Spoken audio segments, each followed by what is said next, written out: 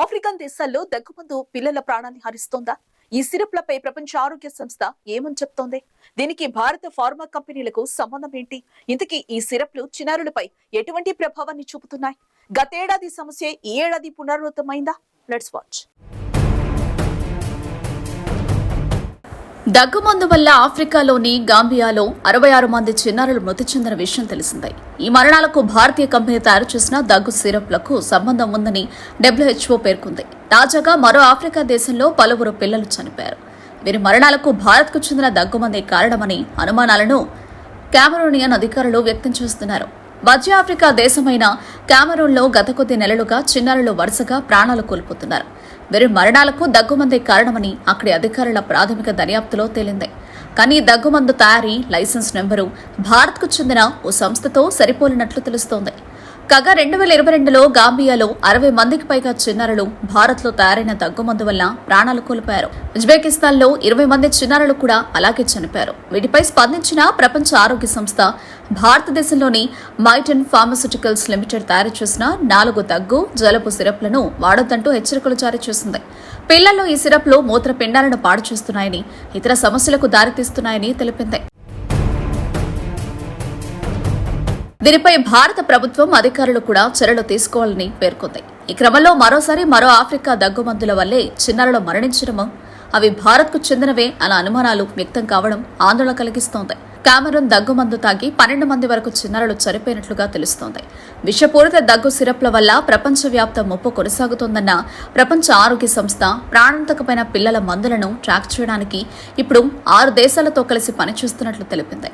గతేడాది 3 ఖండాల్లో 300 మందికి పైగా శిశువుల మరణాలకు డ్రగ్స్ తో సంబంధం ఉన్నందున కలుషితమైన సిరప్లు విక్రయిస్తున్న 9 దేశాలకు UN ఏజెన్సీ ఇప్పటికే పేరు పెట్టింది.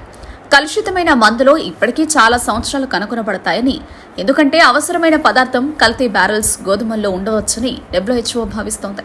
ఈ దగ్గు మందులు కొన్నిసార్లు ప్రొపైలైన్ గ్లైకాల్, ఇథిలిన్ గ్లైకాల్, డైథిలిన్ గ్లైకాలతో విషపూరిత ప్రత్యామ్నాయాలతో భర్తీ చేస్తారు, ఎందుకంటే అవి చౌకగా ఉండడమేనని తెలుస్తోంది. ఫార్మాస్యూటికల్ తయారీదారులు ఇప్పటి వరకు కనుగొనబడిన కలుషిత సిరప్లను ఉత్పత్తి చేసినట్లు ఆరోపించబడిన వారితో సహా సాధారణంగా బాహ్య సరఫరాదారుల నుండి పదార్థాలను మూలం చేస్తారు. ఈ వారం ప్రారంభంలో నైజీరియా రెగ్యులేటర్ లైబీరియాలో విక్రయించే కలుషితమైన పారాసెటమాల్ సిరప్ల గురించి హెచ్చరికను జారీ చేసింది. దీంతో నైజీరియన్ రెగ్యులేటర్ సిరప్లను పరీక్షిస్తుండటంతో అవి నైజీరియాలో విక్రయించబడలేదు. కానీ లైబీరియాలో పరీక్ష సౌకర్యాలు లేవు. గతేడాది WHO, గాంబియా, ఉజ్బెకిస్తాన్, ఏడాది మైక్రోనేషియా, మార్షల్ దీవుల్లో భారత ఉత్పత్తులపై హెచ్చరికలు జారీ చేసింది. దేశీయంగా మాత్రమే విక్రయించే ఇండోనేషియా సిరప్లపై కూడా గతేడాది హెచ్చరిక జారీ చేసింది.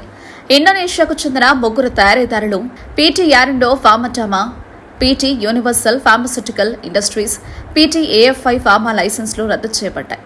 4ది PT కొనిమెక్స్ సంస్థ తన ఉత్పత్తులన్నింటినీ రీకాల్ చేసిందని, డిసెంబర్ 2022 నాటికి కొత్త బ్యాచ్లను విక్రయించడానికి సిద్ధమైందని సమాచారం. ఇక జనవరిలో WHO కలుషిత సిరప్లు ఏవైనా తమ మార్కెట్లకు చేరాయో లేదో తెలుసుకోవడానికి తైమూర్ లెస్టే, కంబోడియా, సెనెగల్, ఫిలిప్పీన్స్తో కలిసి పనిచేస్తున్న 4 ఇతర దేశాలకు పేరు పెట్టింది. WHO పేర్కొన్న దేశాల్లోని జనాభాకు ప్రస్తుత ప్రమాదం ఏమీ లేదని, కలుషితమైన మందులను షెల్ఫ్ల నుంచి తీసివేసినా లేదా అవి మార్కెట్లోకి ఎప్పటికీ చేరుకోలేదని అన్నారు. ఆయా దేశాల ప్రభుత్వాలు దీనిని ధృవీకరించాయి. WHO లైబీరియా, కామెరూన్లకు కూడా సహాయం అందించిందని తెలిపింది. నేచర్ కోల్డ్ గా బ్రాండ్ చేయబడిన దగ్గు సిరప్ తో సంబంధం ఉన్న 6 పిల్లల మరణాలపై దర్యాప్తు చేస్తున్నట్లు కామెరూన్ హెల్త్ రెగ్యులేటర్ తెలిపారు. కామెరూన్ అధికారులు హెచ్చరికలో ఔషధం అనధికార మూలాల నుండి కొనుగోలు చేయబడిందని, బహుశా అక్రమంగా తరలించబడిందని తెలిపారు. గతేడాది గాంబియాకు సిరప్లను విక్రయించిన మైటన్ ఫార్మాస్యూటికల్స్ వ్యవస్థాపకుడు నరేష్ కుమార్ గోయల్ దగ్గు సిరప్ ఉత్పత్తిలో తమ కంపెనీ ఎలాంటి తప్పు చేయలేదని చెప్పారు. ఈ నేపథ్యంలో మార్షల్ దీవులు, మైక్రోనేషియాకు సరఫరా చేసిన భారతీయ నిర్మిత ఔషధాలను WHO భద్రతా హెచ్చరికలతో వాటిని రీకాల్ చేశారు.